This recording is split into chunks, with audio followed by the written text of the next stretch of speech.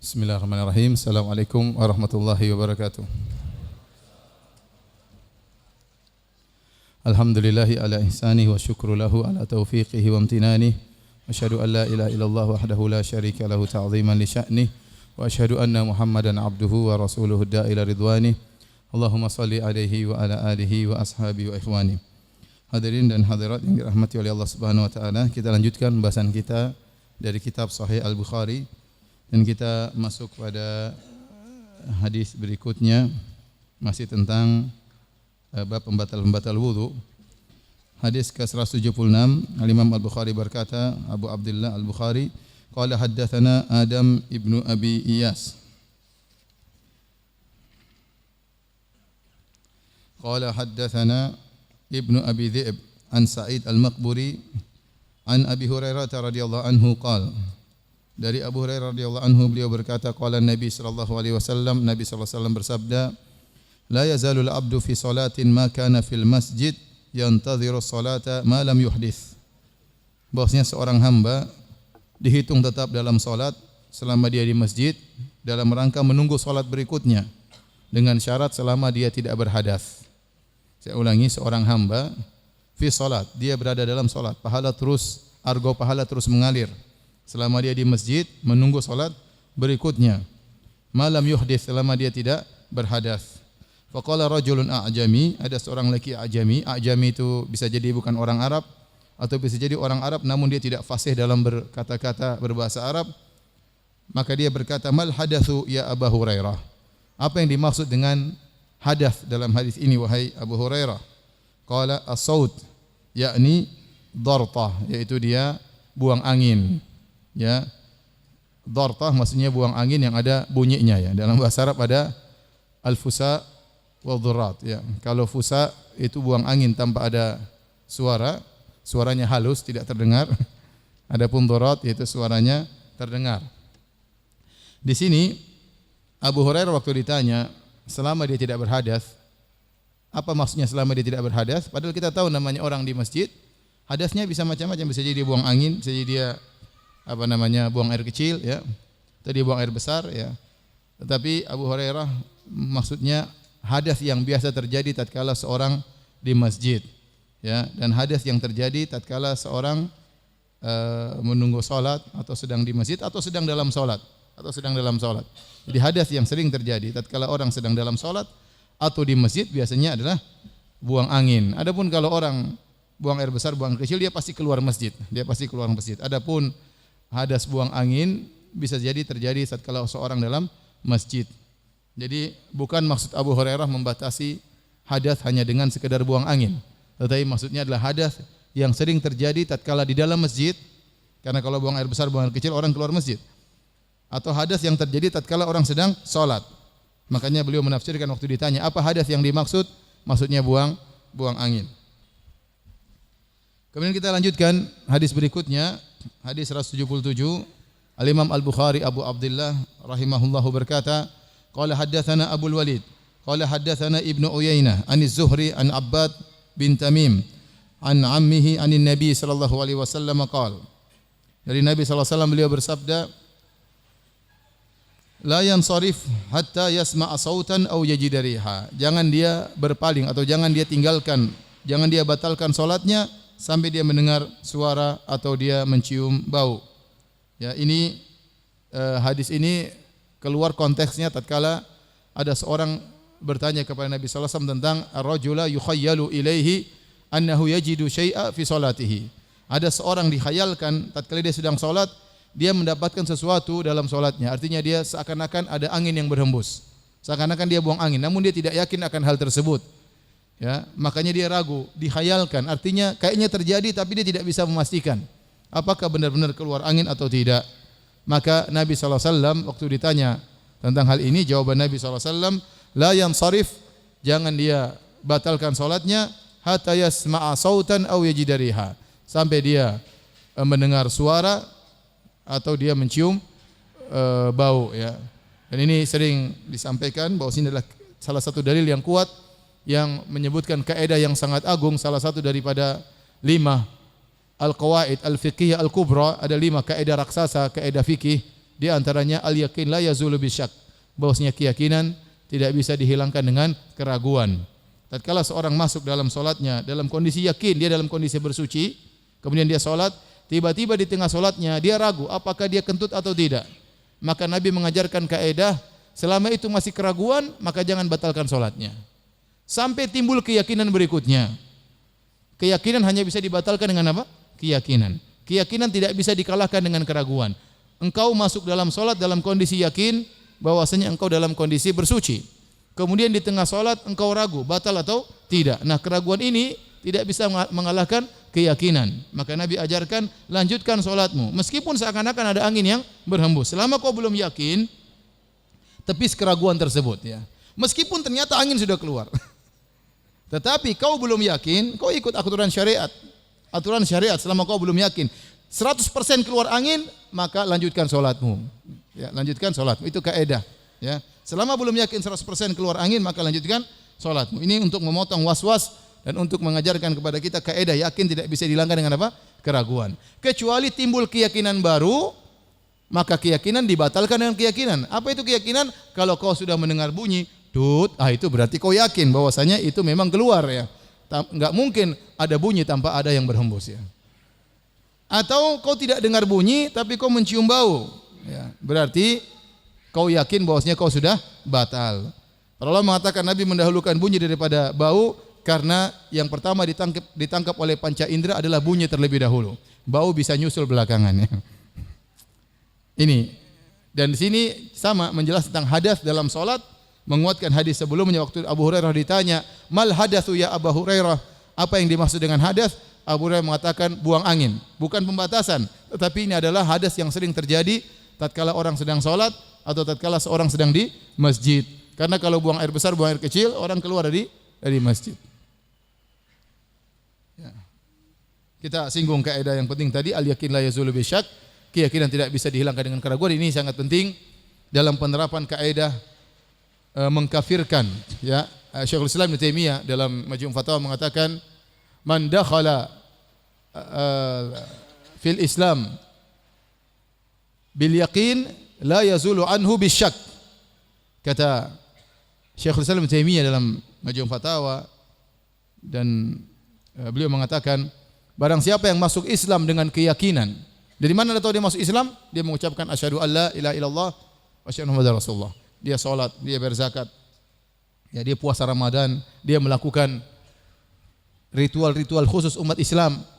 Dia sudah masuk Islam dengan keyakinan. Masuk Islam dengan yakin mudah. Tinggal bilang apa? Asyhadu alla ilaha illallah wa asyhadu anna muhammadar rasulullah. Dia masuk Islam dengan yakin. Maka tidak boleh dihilangkan Islam itu darinya kecuali dengan keyakinan pula. Oleh karena tidak boleh terjadi pengkafiran kecuali dengan iqamatil hujjah wa bayanil mahajjah wa izalati syubhah, kata Syekh Al-Islam Taimiyah. Harus ada akan hujjah, argumentasi, harus dihantarkan dalil dan harus menghilangkan syubhat, baru seorang boleh dikafirkan. Ya, tidak mudah mengkafirkan. Oleh karenanya Al-Ma'mun, Khalifah Al-Ma'mun, beliau yang menyatakan Al-Quran itu makhluk karena terpengaruh oleh Mu'tazilah. Ahmad bin Abi Du'ad, seorang tokoh Mu'tazilah, menyebarkan pemahaman di kerajaan tatkala itu bahwasanya Al-Quran itu makhluk. Dan bahkan dia menyuruh orang-orang untuk mengatakan Al-Quran itu makhluk. Kalau tidak mengatakan bisa jadi dibunuh. Tapi Al-Imam Ahmad rahimahullahu ta'ala tidak mengkafirkan Khalifah Al-Ma'mun. Padahal para ulama sepakat, man qala anna al-Qur'ana makhluk faqad kafar. Barang siapa mengatakan Al-Quran itu makhluk, maka dia telah kafir. Karena Al-Quran adalah firman Allah, salah satu sifat-sifat Allah, bukan makhluk. Tetapi Al-Imam Ahmad rahimahullahu ta'ala tidak mengkafirkan Al-Ma'mun. Kenapa? Karena dia banyak syubhat. Dia banyak syubhat, padahal dia telah mengucapkan suatu perkataan kekafiran. Oleh karenanya hati-hati ikhwan, sekarang tersebar di tengah-tengah ikhwan pemahaman mudah mengkafirkan. Ya. Hati-hati, ya, ini pemikiran sangat berbahaya. Bima yatarattab alaihi, karena konsekuensinya mengerikan. Tidaklah terjadi pengeboman sana sini, tidaklah terjadi pembantaian sana sini, ya, dilakukan oleh orang-orang yang mazharnya, penampakannya seakan-akan dia sunnah, kecuali mereka memiliki pemahaman apa? Pengkafiran, ya. Masuk di masjid kemudian ngebom polisi lagi sholat Jumat, subhanallah, ya. Ini ada togutnya lagi sholat Jumat, ya. Jadi hati-hati, tidak boleh Anda mengkafirkan orang kecuali dengan yakin. Kalau masih ragu-ragu, masih ada kemungkinan, maka tidak dikafirkan. Kalau hudud saja tudra'u al-hudud bisyubah, ada menegakkan hukum had. Kalau orang dituduh berzina, ada syubhat sedikit saja tidak ditegakkan hukum had. Ya. Tidak, apalagi masalah pengkafiran. Artinya memfonisan bahwasanya di dalam neraka dia akan masuk neraka jahanam kekal selama-lamanya. Dia tidak boleh menikah dengan wanita muslimah. Kalau dia punya istri harus diceraikan. Kalau dia nyembelih hewan maka tidak sah dimakan. Kalau dia mati tidak disolatkan. Kalau dia dikubur tidak boleh dikuburkan di penguburan kaum muslimin. Ini konsekuensinya berat. Maka tidak boleh kita mengkafirkan seorang kecuali tawafarat fihi syurut, ya, kecuali terpenuhi syarat-syarat, kemudian penghalang-penghalangnya, intifaul mawani', penghalang-penghalangnya harus tidak ada, ya. Oleh karenanya para hadirin hadirat Allah Subhanahu wa taala, bab takfir, mengkafirkan bukan perkara yang mudah, karena kita punya kaidah al yaqin la yazulu bisyak, keyakinan tidak boleh dihilangkan dengan keraguan. Nah, sekarang sebagian orang mengkafirkan orang lain hanya dengan keraguan. Ada orang misalnya, taruhlah, ya, ada orang kemudian dia masuk ke tempat ibadah orang lain. Kemudian dia mungkin mengucapkan salam mereka. Apakah langsung dikafirkan? Ya. Belum tentu. Ada orang misalnya, ya, membuka tempat perzinahan. Apakah dia kafir? Ada orang misalnya mengizinkan untuk dibuka tempat perzinahan. Apakah dia kafir? Jangankan yang membuka tempat perzinahan, yang berzina saja tidak kafir selama dia tidak menghalalkan perzinahan. Taruhlah ada undang-undang mengatakan boleh dibuka tempat-tempat untuk bank-bank ribawi, apakah langsung kita kafirkan? Tidak mudah. Jadi maksud saya mengkafirkan itu tidak mudah. Makanya Nabi SAW waktu ditanya tentang orang-orang yang ingin memberontak terhadap penguasa, kata Nabi SAW, jangan memberontak illa antarau fihim kufran buwahan indakum fihi minallahi burhan. Sampai kau melihat kekufuran yang nyata, kau punya dalil, baru kau boleh memberontak. Contoh dia mengejak Quran, contoh dia pindah agama, contoh dia maki Allah, contoh dia maki Rasulullah. Kekufuran yang nyata, kufuran buahan, kekufuran yang nyata disepakati oleh para ulama itu kekufuran, baru ini kita berpikir untuk memberontak. Ya. Adapun mungkin dia melakukan sesuatu karena politik, karena ini, karena ingin mencari masa, karena macam-macam ya, orang melakukan berbagai macam kegiatan-kegiatan yang aneh-aneh, ya. Maka tidak mudah kita menjatuhkan vonis pengkafiran kepada orang yang mengucapkan asyhadu alla ilaha illallah wa asyhadu muhammadar rasulullah. Oleh karenanya tatkala Usamah bin Zaid radhiyallahu anhu waktu dia bersama seorang Ansari mengejar seorang kafir, berperang. Orang kafir ini banyak membunuh kaum muslimin, orang musyrik ini. Akhirnya diserang oleh dua orang, Usamah dan kawannya Ansari. Dia melawan sampai akhirnya terdesak, dia kalah. Maka waktu mau dibunuh sama Usamah dan kawannya, tiba-tiba dia mengatakan la ilaha illallah, dia masuk Islam. Maka temannya Usamah Ansari tidak jadi membunuh, sudah mengucap la ilaha illallah. Rasulullah mengatakan mengucapkan la ilaha illallah maka haram darahnya, tidak boleh ditumpahkan. Usamah lanjutkan aja, dia bunuh, ya. Waktu sampai kepada Nabi SAW, Nabi SAW marah. Nabi berkata, aqataltahu ba'da an qala la ilaha illallah. Wahai Usamah, apa kau membunuhnya setelah dia mengucapkan la ilaha illallah? Kata Usamah, ya Rasul, dia ingin membela diri aja, ingin menyelamatkan dirinya. Dan zahirnya dia ingin menyelamatkan diri. Ya atau tidak? Zahirnya dia pertama ingin membunuh Usamah dan temannya. Waktu kalah mau dibunuh baru bilang apa? La ilaha illallah zahirnya. Tapi kata Nabi SAW, kita tidak diperintahkan untuk apa? Hal syaqaqta qalbah, apa kau sudah belah dadanya, kau lihat niatnya mengucapkan la ilaha illallah adalah untuk menyelamatkan diri? Kau tidak tahu. Meskipun zahirnya sangat nampak dia ingin menyelamatkan diri, tetapi kita menilai zahir perkataannya dia mengucapkan apa? La ilaha illallah, ya. Oleh karenanya tidak mudah seorang kemudian masuk dalam bab pengkafiran, ya, hati-hati. Dan itu dosa besar. Barang siapa memvonis saudaranya kafir ternyata tidak kafir, maka dia terjerumus dalam dosa besar. Kata Nabi SAW, man qala li akhihi ya kafir faqad ba'a biha ahaduhuma. Barang siapa yang mengucapkan kepada saudaranya wahai kafir, akan kembali kepada salah satunya. Ini menunjukkan dosa mengkafirkan orang yang tidak kafir adalah dosa besar. Adapun kita menjelaskan ini kekufuran, ini kesyirikan, bukan berarti setiap orang terjerumus dalam kesyirikan maka dia kemudian kafir. Bukan berarti setiap orang terjerumus dalam kekufuran maka dia kafir. Kita wajib menjelaskan mana kufur, mana syirik agar memperingatkan umat dari bahaya tersebut. Tetapi masalah pemfonisan itu masalah kedua. Masalah pemfonisan itu masalah kedua, tidak semua orang bisa menjalankan hal tersebut, ya. Karena di antara Syarat-syarat pengkafiran adalah iqamatul hujjah wa bayanul mahajjah wa izalatus syubhah, sebagaimana pendapat Syekhul Islam Taimiyah, penjelasan argumentasi, menjelaskan dalil dan menghilangkan syubhat. Tidak semua orang mau menghilangkan syubhat orang yang dihadapinya. Tidak semua orang mau menjelaskan dalil kepada orang yang dihadapinya. Wallahu alam bissawab. Baik, kita lanjutkan hadis berikutnya, hadis 178. Qala haddatsana al-Imam Al-Bukhari rahimahullah berkata qala haddatsana Qutaibah bin Sa'id. Qala haddatsana Jarir anil A'mash an Munzir Abi Ya'la Ats-Tsauri an Muhammad ibn al-Hanafiyah. Qala Ali. Muhammad ibn al-Hanafiyah ini adalah anaknya Ali bin Abi Thalib, ya. Tapi dari ibu yang lain, bukan dari mana? Fatimah, ya. Bukan dari Fatimah radhiyallahu taala anha. Adapun dari Fatimah Hasan Husain, ya. Muhammad bin Hafiyah berkata, qala Aliun, Ali berkata, bapaknya berkata, kuntu rajulan madzaan. Akulah seorang laki yang sering keluar madhi. Madhi adalah air yang keluar dari kemaluan seseorang tatkala dia mengalami syahwat, ada kelezatan yang dirasakan tetapi keluar tanpa terpancar. Adapun air mani keluar dengan ejakulasi, ya. Mimma'in dafiq, dengan apa namanya? Falyanzuril insanu mimma khuliq.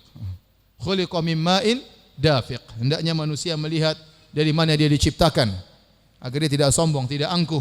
Kata Allah, khuliqa mimma'in dafiq. Dia diciptakan dari air yang terpancar. Itu air mani. Ya, dalam ayat yang lain mimma'in mahin, dari air yang hina.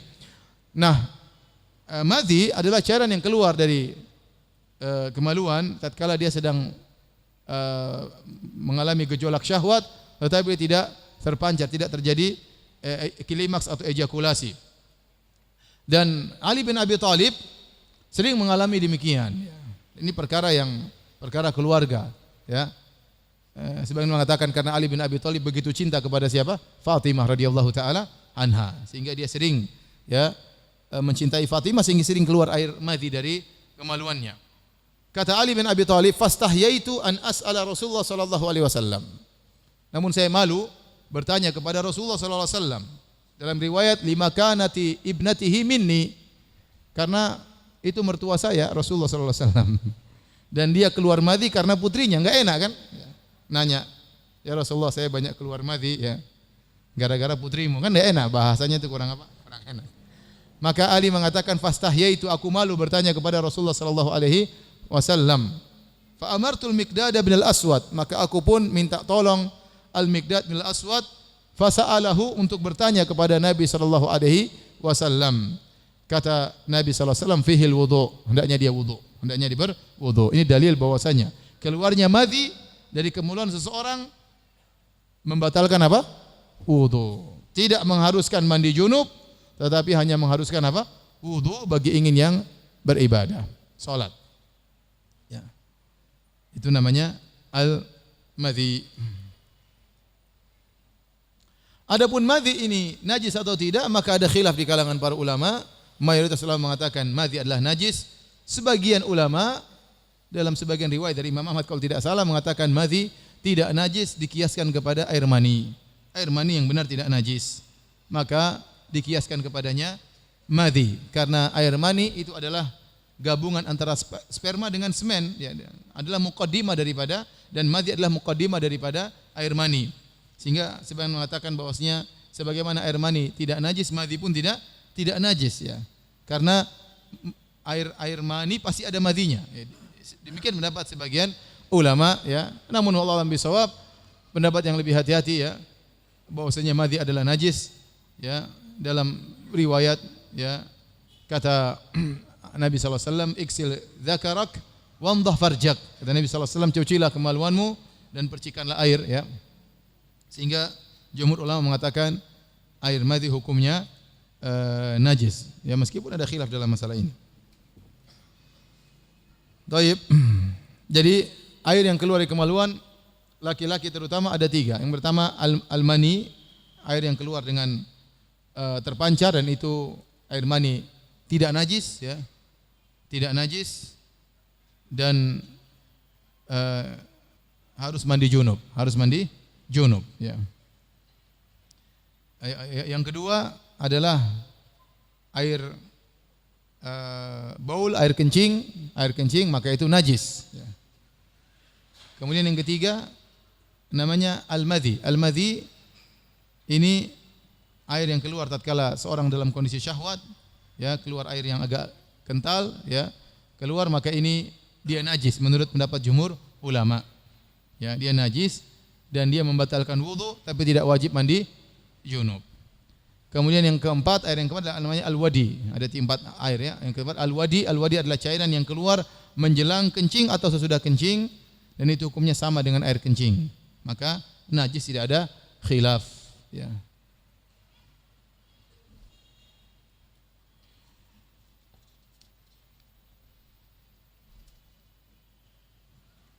Baik, kita lanjutkan hadis berikutnya, hadis 179.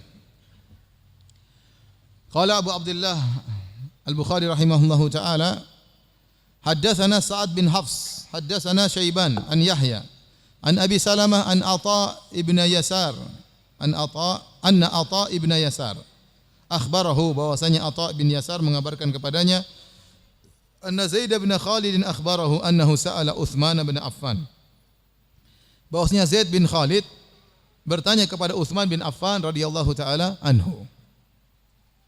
Qultu ara'aita idza jama'a falam yumni. Zaid bin Khalid bertanya kepada Utsman, "Wahai Utsman, bagaimana menurutmu jika seorang menjimai istrinya, menggauli istrinya, melakukan penetrasi, tetapi dia tidak keluar air mani, tidak sampai ejakulasi?" Qala Utsman radhiyallahu anhu berkata, "Yatawaddau kama yatawaddau lis-salat wa yaksilu dzakarahu." Maka dia tidak perlu mandi junub, kata Utsman, cukup berwudu sebagaimana wudu hendak salat dan dia cuci kemaluannya. Ya, dia cuci kemaluannya.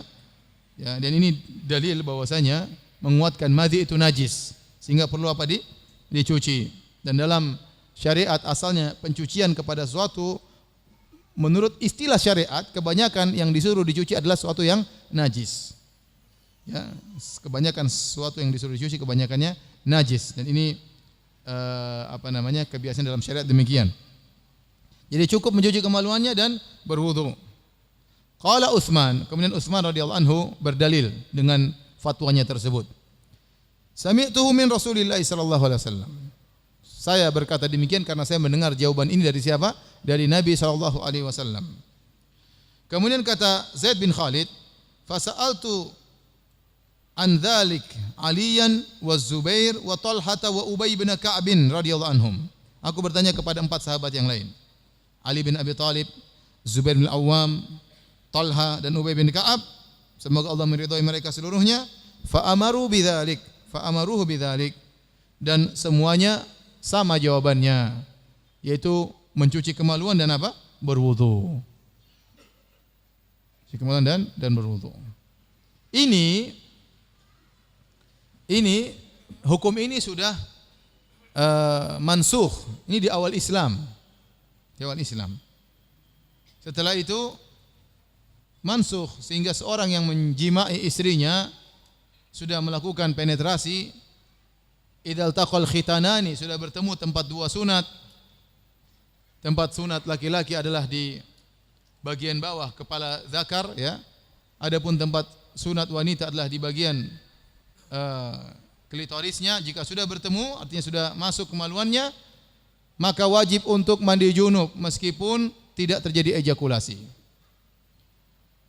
Di awal Islam Nabi SAW bersabda, "Innamal ma'u minal ma'." Kata Nabi SAW, hanya wajib mandi junub kalau keluar air mani. Ini di awal Islam. Innamal ma'u minal ma'. Hanya wajib mandi junub kalau keluar air mani. Artinya kalau tidak keluar air mani, maka tidak wajib mandi junub, hanya wudu saja.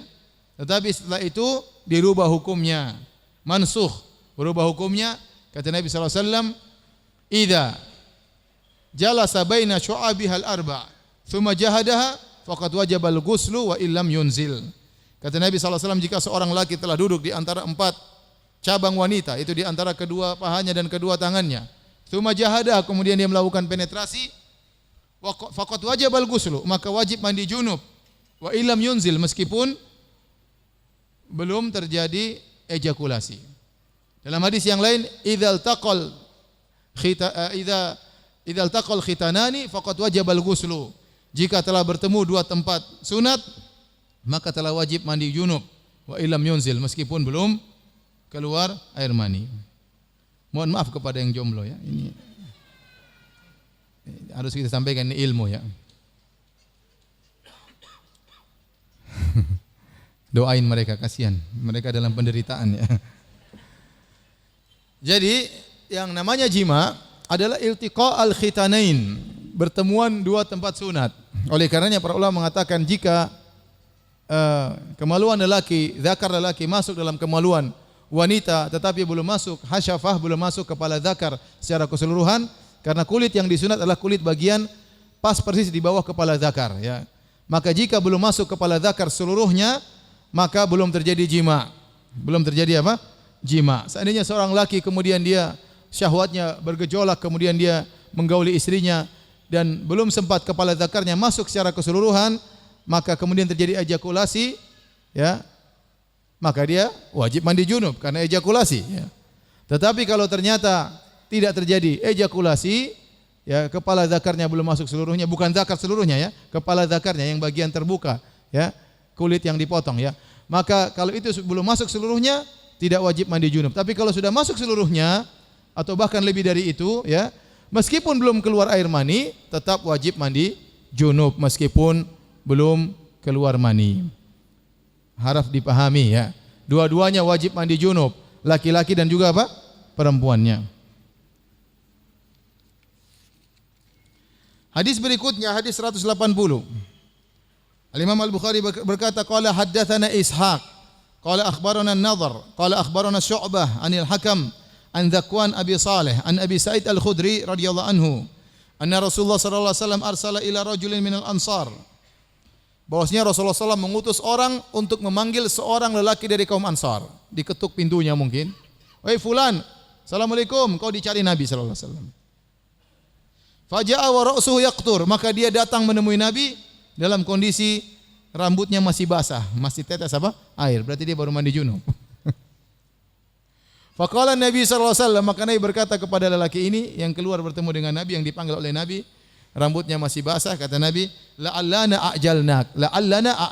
Jangan-jangan kami menyegerakan engkau wahai fulan. Artinya kau masih berhubungan, tahu-tahu ada panggilan. Belum selesai, harus segera datang. Faqala na'am, benar ya Rasulullah. Faqala Rasulullah sallallahu alaihi wasallam, idza ujilta au kuhitta. Idza ujilta, kalau kau dipanggil segera padahal belum selesai, au kuhitta, al-qahtu artinya air yang disebut musim kemarau dengan musim al-qahat, yaitu air hujan terhalangi. Mau turun enggak jadi apa? Turun. Ya, kira-kira demikian. Jadi idza kuhitta artinya kau ingin ejakulasi enggak jadi, ada sesuatu yang harus kau lakukan sehingga enggak sempat ejakulasi, maka fa'alaikal wudu, kau cukup untuk berwudu, tidak harus mandi junub. Ini sudah mansukh, sudah kita jelaskan ya. Sudah mansukh. Dulu di awal hukum seperti itu. Di awal Islam, innamal ma'u minal ma'. Hanya wajib mandi junub kalau keluar air mani. Tetapi sekarang kalau sudah terjadi penetrasi, meskipun belum ejakulasi, belum klimaks, tetap saja belum orgasme, tetap saja harus mandi junub selama sudah bertemu dua tempat khitan, lelaki maupun wanita ya. Nah, Al-Imam Al-Bukhari membawakan hadis ini meskipun hadis-hadis ini sudah mansukh, hukumnya sudah mansukh, untuk menjelaskan, menguatkan bahwasanya madhi itu membatalkan apa? Wudu. Karena di awal Islam jika seorang berjima dengan istrinya kemudian belum keluar air mani, terjadi penetrasi, maka sangat dimungkinkan sudah keluar madhi. Karena madhi adalah muqaddimah keluarnya apa? Mani. Ya, madhi adalah muqaddimah keluarnya mani. Dan waktu itu Nabi suruh wudu saja. Ini dalil bahwasanya air madhi itu membatalkan wudu dan mewajibkan adanya apa? Wudu. Paham atau tidak? Yang jomblo paham, mungkin lebih paham daripada yang bapak-bapak.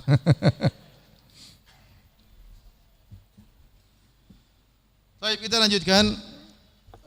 Babur rajul yuwaddi'u sahibahu. bab tentang seseorang yang mewudukan kawannya.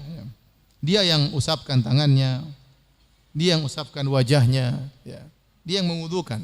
Seperti kalau ada orang sakit, maka dia mewudukan orang tersebut. Bagaimana? Ya. Apakah sunnah atau tidak? Kalau boleh, boleh. Tetapi apakah sunnah dianjurkan? Itu yang jadi pembahasan. Al-Imam Al-Bukhari berkata, qala haddatsani Ibnu Salam. Qala akhbarana Yazid bin Harun an Yahya an Musa bin Uqbah an Quraib maula Ibni Abbas. An Usamah ibni Zaidin. Di sini Ibnu Abbas meriwayatkan dari Usamah, karena Ibnu Abbas adalah sahabat junior dan Usamah juga sahabat junior. Ya. Ibnu Abbas meriwayatkan dari sahabat yang lain, Usamah bin Zaid. Kata Usamah bin Zaid, anna Rasulullah sallallahu alaihi wasallam lamma afadha min Arafata adala ila Syi'ab. Waktu Nabi sallallahu alaihi wasallam meninggalkan padang Arafah menuju ke Muzdalifah, di tengah perjalanan Nabi belok ke Syi'ab. Syi'ab adalah jalan di antara pegunungan. Kalau antum pergi ke Arafah menuju ke Muzdalifah, antum akan lihat situ banyak gunung-gunung. Ya. Disebut dengan Tariqul Ma'zamain, yaitu jalan yang di kanan kirinya gunung. Terus antara Arafah menuju Muzdalifah, di situ ada jalan yang sebelah kanan gunung, sebelah kiri gunung. Begitu sampai di penghujung jalan tersebut, sampailah ke Muzdalifah. Ya, di gunung-gunung situ ada salah jalan-jalan. Ya. Jadi Asy-Syi'ab adalah jalan di sela-sela gunung. Maka Nabi waktu berjalan dari Arafah menuju ke Muzdalifah, kira-kira 7 kilo, ya, 7 kilometer. Ya. Maka Nabi di tengah jalan, Nabi SAW belok ke salah satu jalan Syi'ab di tengah dua gunung. Buat apa? Nabi buang hajat. Faqadha hajatahu. Maka Nabi SAW buang hajatnya. Qala Usamah ibnu Zaid. Usamah bin Zaid berkata, faja'altu asubbu alaihi wa yatawaddau. Maka aku pun mengambil air, aku tuangkan kepada Nabi, maka Nabi pun berwudu. Karena Nabi batal habis buang hajat. Usamah di sini menjadi perhatian kita. Usamah menuangkan air kepada Nabi sallallahu alaihi wasallam. Faqultu ya Rasulullah, aku berkata, wahai Rasulullah, atusalli? Kau ingin salat maghrib di sini? Di tengah jalan antara padang Arafah sampai ke Muzdalifah, karena Nabi keluar dari padang Arafah setelah matahari terbenam. Kata Nabi sallallahu alaihi wasallam, al-musalla amamak. Enggak, kita salat nanti di Muzdalifah. Oleh karena disunahkan bagi orang yang berhaji tatkala meninggalkan padang Arafah untuk menjamak maghrib dan isya di Muzdalifah. Menjamak maghrib dan isya di Muzdalifah. Ya. Jamak takhir kalau dia sampai tatkala waktu isya, kalau dia sampai tatkala waktu maghrib dia boleh jamak takdim. Intinya dia salatnya di Muzdalifah. Ini masuk dalam fikih haji, ya. Yang menjadi perhatian di sini, ya. Usamah apakah mewudukan Nabi? Tidak. Usamah hanya menuangkan air buat siapa? Nabi. Tapi dijadikan dalil oleh Al-Imam Al-Bukhari hadis ini tentang bolehnya mewudukan orang lainnya. Jadi ada 3 tingkatan kata para ulama. Yang pertama mengambilkan air. Minta tolong orang lain mengambilkan air. Yang kedua menuangkan air. Yang ketiga mewudukan, ya. Kalau mengambilkan air, okelah, ada sunnahnya. Usamah mengambilkan air buat siapa? Nabi SAW. Kalau menuangkan air juga ada sunnahnya. Boleh seorang menuangkan kepada orang alim atau kepada penguasa, kepada pemimpin, nuangkan air untuk berwudu temannya. Tidak apa-apa, membantu hal ini tidak jadi masalah. Tetapi yang ketiga, mewudukan, ini tidak ada dalilnya dalam hadis ini. Oleh karenanya, untuk masalah ini, Ibnu Hajar tidak sepakat dengan Imam Bukhari. Kebiasaan Ibnu Hajar tatkala menyarah Fathul Bari, dia selalu membela Imam Al-Bukhari. Sehingga kalau ada orang tidak paham, dia katakan, kamu yang tidak paham, yang benar begini. Kok Imam Bukhari berdalil? Karena Imam Bukhari itu dikatakan fiqhul Bukhari fi abwabihi. Fikihnya Imam Bukhari, cerdasnya Imam Bukhari itu nampak dalam tabwibabnya. Tatkala dia membuat judul begini, orang-orang kadang bingung dari mana dia mengambil kesimpulan. Banyak orang tidak paham dari mana Imam Bukhari mengambil kesimpulan. Itu tugasnya Ibnu Hajar untuk menjelaskan. Jadi dia selalu membela Imam Bukhari, selalu. Ya, tapi dalam bab ini dia mengatakan pendalilan Imam Bukhari kurang kuat, tidak pas dengan judul, dengan dalil kurang pas. Sebenarnya mengatakan Imam Bukhari maksudnya sebagaimana dibolehkan tolong menolong dalam wudu, boleh ditolong untuk diambilkan air, boleh ditolong untuk menuangkan air, maka demikian juga boleh ditolong untuk mewudukan. Ini pendapat sebagian ulama yang membela Imam Bukhari. Tapi Allah alam bisawab, demikian kata Al-Hafidz Ibnu Hajar bahwasanya kurang pas. Ya. Hadis berikutnya pun demikian, sama kira-kira pendalilannya. Kata Al-Imam Al-Bukhari, qala haddatsana Amr bin Ali, qala haddatsana Abdul Wahhab, qala sami'tu Yahya bin Sa'id, qala akhbarani Sa'ad ibn Ibrahim, anna Nafi' ibn Jubair bin Mut'im akhbarahu annahu sami'a Urwah bin Al-Mughirah bin Syu'bah yuhaddits anil Mughirah bin Syu'bah, dari sahabat Mughirah bin Syu'bah radhiyallahu anhu, annahu kana ma'a Rasulillah sallallahu alaihi wasallam fi safarin. Suatu hari Al-Mughirah bin Syu'bah bersama Nabi dalam satu safar. Wa annahu dhahaba li hajatin lahu. Kemudian Nabi pergi karena ada suatu hajat. Wa anna Mughirah ja'ala yasubbul ma'a alaihi wa huwa yatawadda. Maka setelah itu Nabi mungkin setelah buang hajat atau kebutuhan yang lain, maka Mughirah pun menuangkan air kepada Nabi dan Nabi berwudu. Faghasala wajahahu wa yadayhi, maka Nabi pun mencuci wajahnya, mencuci kedua tangannya, wa masah bi ra'sihi, dan Nabi mengusap kepalanya, wa masah alal khuffain, dan Nabi mengusap kedua khufnya. Tidak dicuci kepalanya dan tidak dicuci dua khufnya, cuma diusap. Ini sama dalilnya tegas bahwasanya boleh seorang menuangkan air kepada orang lain untuk berwudu. Tapi kalau mewudukan orang kurang pas, bagaimana dikatakan oleh Ibnu Hajar rahimahullahu taala. Baik, kita lanjutkan pembahasan berikutnya. Masih kuatkah? Belum hang. Bab berikutnya, babun qiraatul Qur'ani ba'dal hadathi wa ghairihi. Bab membaca Al-Qur'an setelah berhadas dan setelah yang lainnya. Jadi bolehkah seorang baca Quran dalam kondisi tidak berwudu? Habis buang angin dia baca Quran. Habis dia buang air kecil, habis dia buang air besar dia baca Quran. Boleh atau tidak? Boleh atau tidak? Wa qala Mansur an Ibrahim la ba'sa bil qiraati fil hammam. Ibrahim berkata, tidak mengapa baca Quran dalam hammam. Hammam itu kamar mandi. Kamar mandi tapi bukan buat air, buang air, bukan, tapi buat mandi. Yang dulu namanya hammam. Hammamat itu tempat untuk buat mandi. Ya. Jadi tidak ada buang air besar di situ, tidak ada toilet di situ, ya. Ya, tapi hammam, tempat mandi. Dia mengatakan tidak mengapa baca Quran dalam hammam. Ini pendapat salaf. Ya.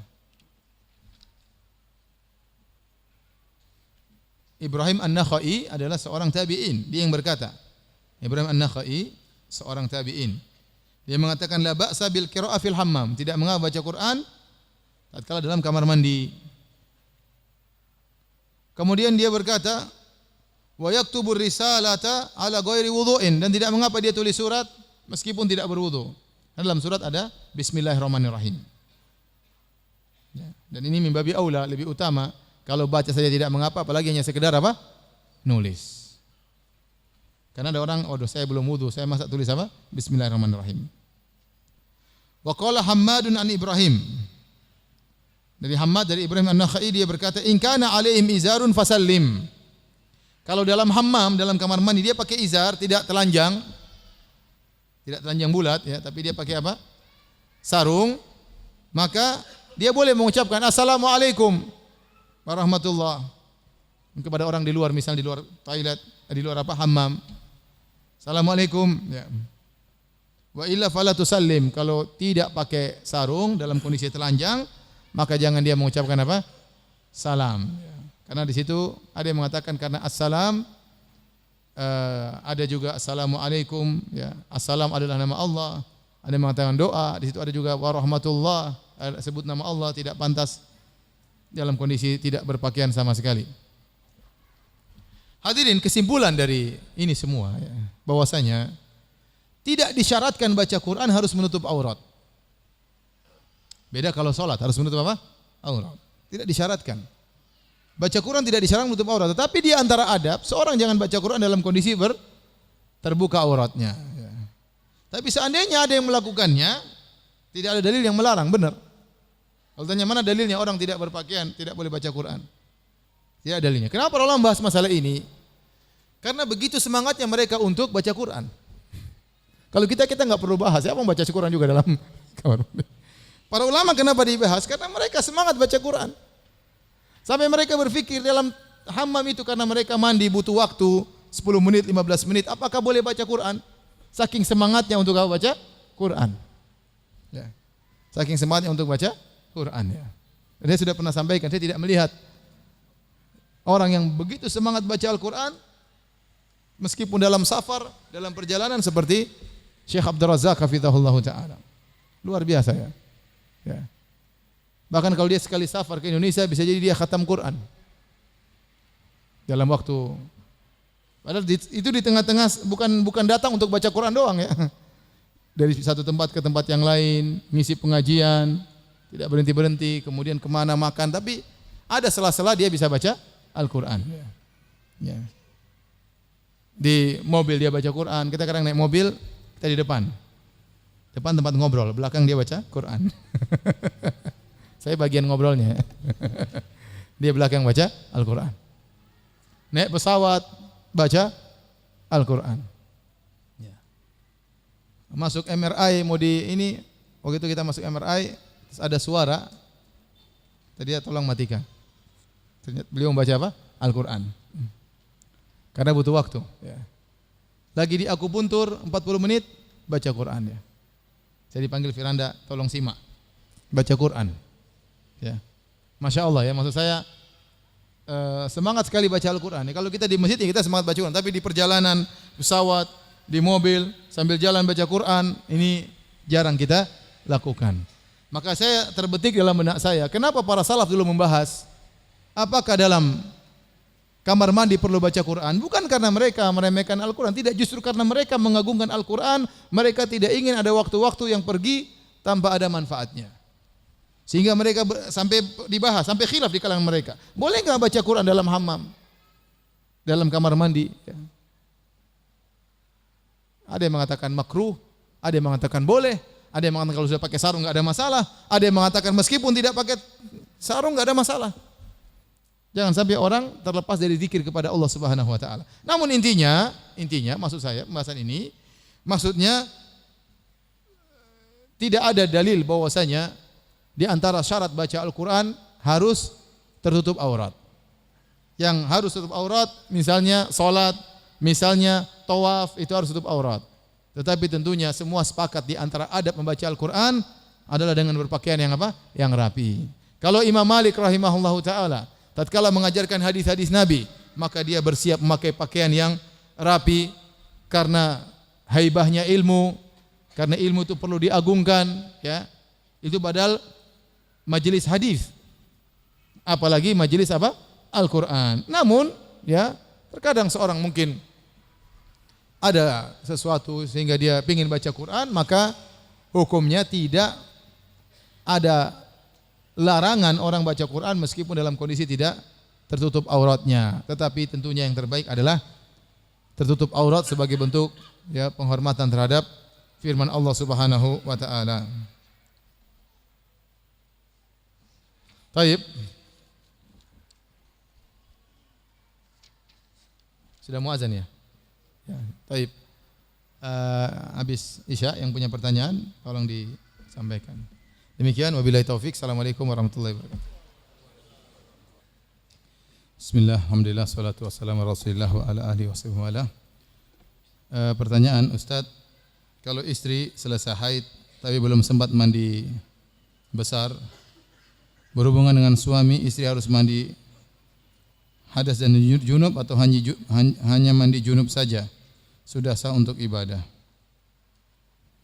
Intinya kalau seorang wanita kemudian dia haid dan sudah suci, maka dia mandi janabah untuk menghilangkan hadas besarnya, karena haid hadas besar. Kalau dia sudah niatkan untuk menghilangkan hadas besar, maka dia sudah boleh beribadah karena hadas besar dan hadas kecil terangkat secara otomatis. Begitu dia selesai mandi besar, dia langsung boleh sholat, ya. Kalau dia dalam mandi junubnya itu dia berwudu, bagus karena itu sunnah. Tapi seandainya dia tidak berwudu, yang penting dia niatkan mandi untuk membersihkan, mengangkat hadas besarnya, maka otomatis dia sudah suci dan dia boleh untuk langsung salat, ya, langsung salat.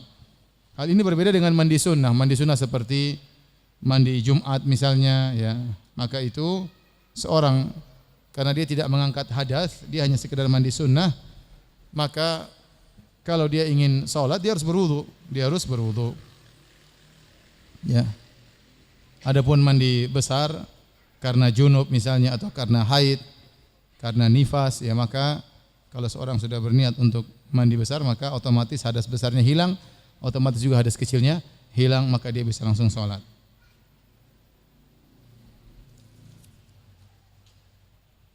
Pertanyaan tadi juga, bagaimana kalau belum mandi junub kemudian berhubungan dengan suami, ya. Suaminya yang dipermasalahkan, ya. Ada khilaf di kalangan para ulama.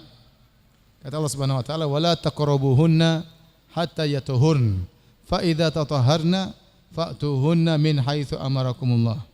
Innallaha yuhibbut tawwabin wa yuhibbul mutatahhirin. Nisa'ukum harthul lakum fa'tu harthakum anna syi'tum." Kata Allah, kalau mereka sedang haid, ya, wala taqrabuhun, jangan dekati para wanita tatkala mereka sedang haid, jangan digauli, hatta yatuhun, sampai mereka suci. Fa idza tatahharna, kalau mereka sudah bersuci, jadi kata Allah sampai mereka suci, dan jika mereka telah bersuci, jadi beda antara suci dengan bersuci. Jangan dekati mereka sampai mereka suci, artinya sampai darahnya berhenti. Kemudian fa idza tatahharna, kalau mereka sudah bersuci, maka silakan gauli mereka. Ini pendapat mayoritas mazhab, 4 mazhab mengatakan bahwasanya untuk boleh menggauli istri, istri harus mandi junub dulu. Bukan hanya sekedar bersih, tapi harus mandi junub dulu. Tapi mazhab Zahiriyah, demikian juga dipilih oleh Syekh Albani rahimahullahu taala, jika wanita kemudian sudah bersih, boleh digauli meskipun dia hanya membersihkan dengan air, misalnya mencuci bagian kemaluannya atau dia berwudu, sudah boleh digauli. Karena kalau nunggu mandi kelamaan, ya. Dibolehkan menurut pendapat Zahiriyah dan pendapat Syekh Albani rahimahullah taala. Namun pendapat yang lebih hati-hati adalah pendapat jumhur ulama, maka selain bersuci harus apa? Bertatahhar. Bertatahhur itu di situ bagi bersuci bagi orang yang junub adalah dengan mandi junub. Baru boleh digauli, ya. Jadi suaminya yang dipertanyakan, ya. Sabar.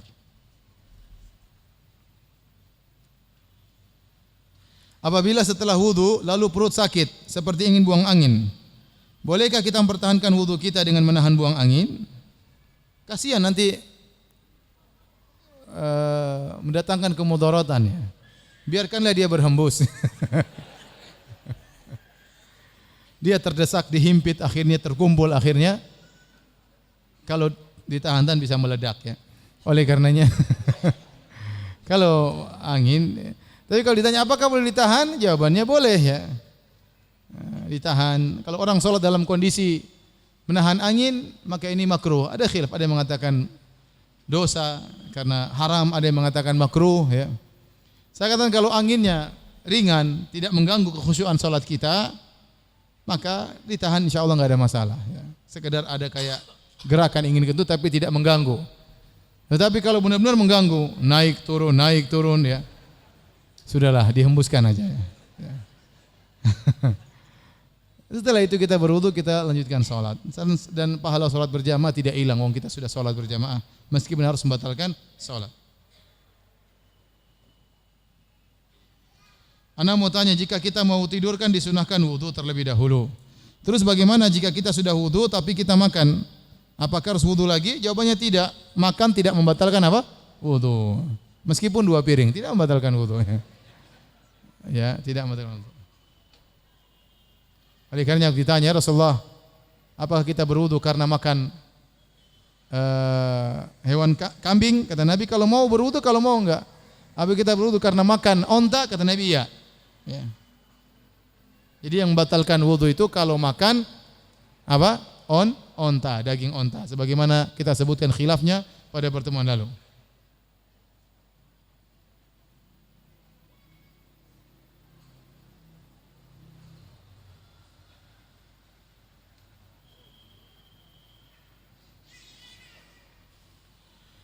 apabila darah yang keluar dari wanita yang sedang haid itu membatalkan wudu, lalu apakah berwudu itu sia-sia? Iya. Yang benar bahwasanya wanita haid tidak perlu apa? Berwudu ya. Karena dia wudu tidak ada faedahnya ya. Ya. Karena haid itu waktu hadasnya panjang. Sebagian berpendapat dikiaskan dengan junub. Sebagaimana kalau orang junub sebelum tidur boleh berwudu dan sunnahnya demikian, maka haid juga kalau mau tidur berwudu. Namun ini kias yang tidak benar ya. Karena berbeda ya. Tidak ada dalil tentang hal tersebut, padahal wanita di zaman Nabi begitu banyak yang haid, namun Nabi tidak menganjurkan mereka untuk berwudu sebelum apa? Sebelum tidur ya. Jadi yang dianjurkan untuk berwudu sebelum tidur meskipun orang yang junub. Kalau dia tidak ingin mandi, airnya tidak ada atau dia takut kedinginan, maka dianjurkan dia berwudu ya. Namun ini tidak berlaku bagi wanita haid. Wallahu a'lam bishawab. Ini sama. Jika sholat tapi kebelet kentut, apa boleh nahan kentut? Kalau tanggung mungkin tidak apa-apa ya. Ntar lagi imam salam. Tapi kalau rakaat pertama sudah nahan kentut, ya mending dihembuskan aja ya. Kalau nahan kentut kadang jadi bunyi ke perut, kentutnya ke dalam. Apakah batal wudu? Enggak. Selama kentutnya dalam, itu namanya bukan kentut ya. Kentut itu kalau keluar.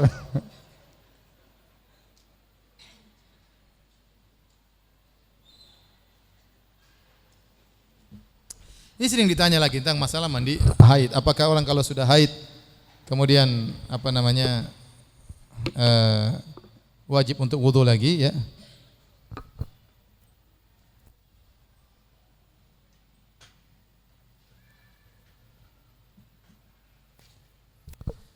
Jadi ikhwan dan akhwat, mandi ada dua.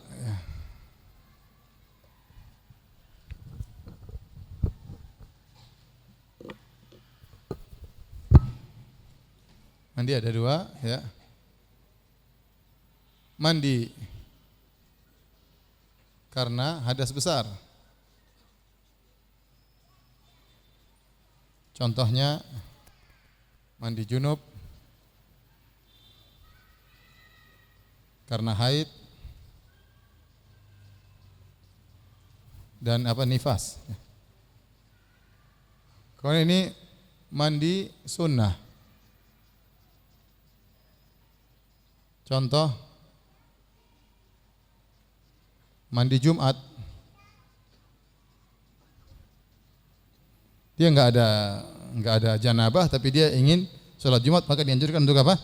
Mandi. Maka mandi karena hadas ini ada dua model ya. Mandi sempurna sesuai sunnah.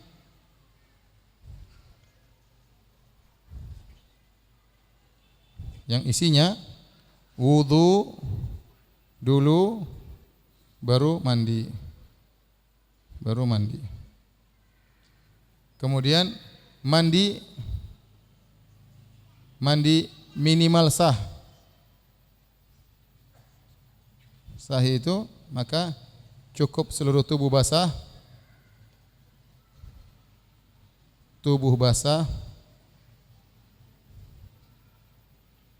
Meski tanpa wudu.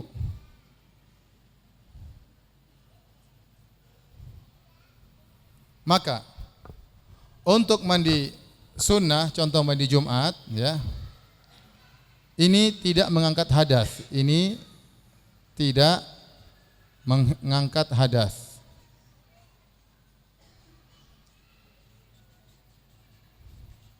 Sehingga jika tatkala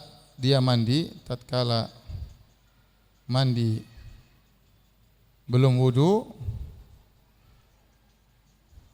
maka harus wudu lagi kalau mau sholat.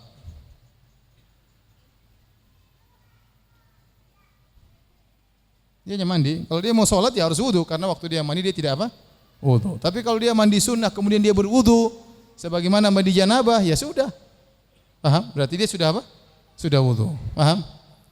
Adapun mandi besar, kalau dia mandi sempurna sesuai dengan sunnah, wudu dulu, kemudian basuh kepala dulu, kemudian basuh kanan, basuh kiri, maka langsung aja sholat, karena dia sudah apa?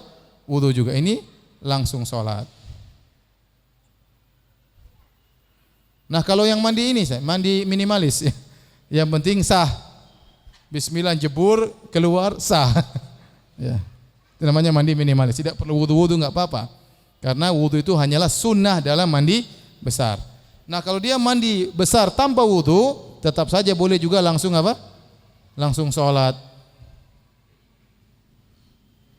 Kenapa? Karena mandinya sah dan telah terangkat, kalau sah telah terangkat hadasnya. Paham ya? Paham. Jadi kalau sudah mandi besar, mau wudu atau enggak wudu, boleh langsung apa? Sholat. Ya, terkadang kita buru-buru, enggak sempat jalankan sunnah atau air terbatas, ya. Langsung aja mandi, langsung sholat, enggak ada masalah ya. Ini kira-kira tentang masalah mandi. Demikian saja kajian kita. Insyaallah kita lanjutkan pekan depan. Bismillahirrahmanirrahim. Subhanakallah bihamdik. Asyhadu an la ilaha illa anta astaghfiruka wa atubu ilaik. Assalamualaikum warahmatullahi wabarakatuh.